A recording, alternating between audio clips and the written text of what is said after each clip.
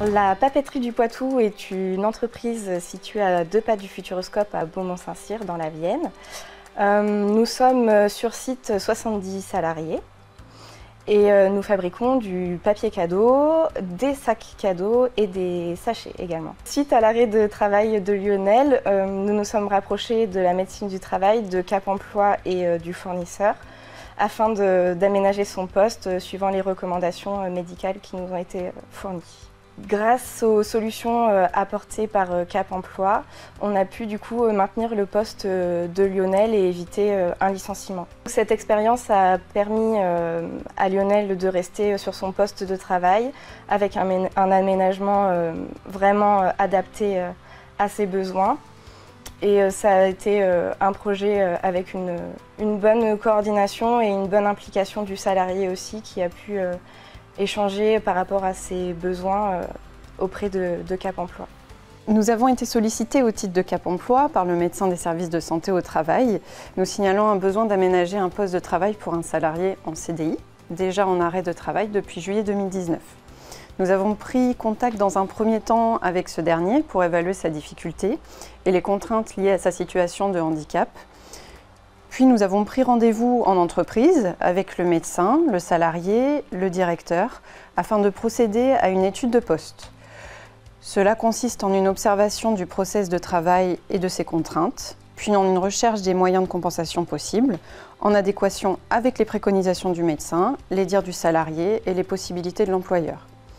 Dans le cas présent, les répercussions du handicap étaient d'ordre physique et nous avons évalué la possibilité de solutions techniques à mettre en œuvre, par le biais d'un manipulateur industriel pneumatique, un chariot de manutention à hauteur variable ou encore la mise à niveau du palan avec une motorisation sur 4 axes. Nous avons ensuite contacté le fournisseur de matériel, puis fait une proposition financière à l'employeur après avoir envisagé les aides possibles de l'AGEFIP dans le cas des papeteries. Le projet a été validé par toutes les parties, un financement a été octroyé par l'AGEFIP et monsieur a pu reprendre son travail.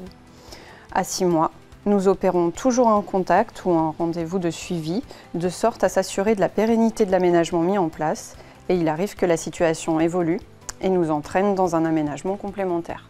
Mon travail consiste à transformer une bobine mère qu'on m'amène sur ma machine, et après à la demande du client, soit je lui fabrique des 50 mètres, 100 mètres, 250 mètres ou 400 mètres.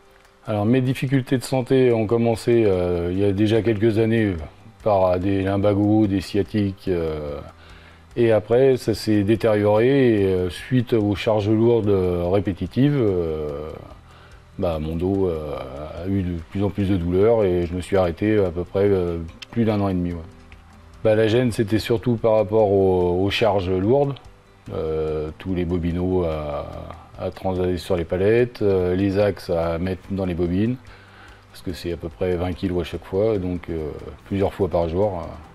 Alors mes aménagements de poste de travail proposés par Cap Emploi, ça a été un palan motorisé électrique, un monte-charge pour les bobines de film et tous les bobineaux à repasser suivant l'emballage défectueux, et un bras articulé pour mettre les axes dans les bobines, dans les grosses bobines mères.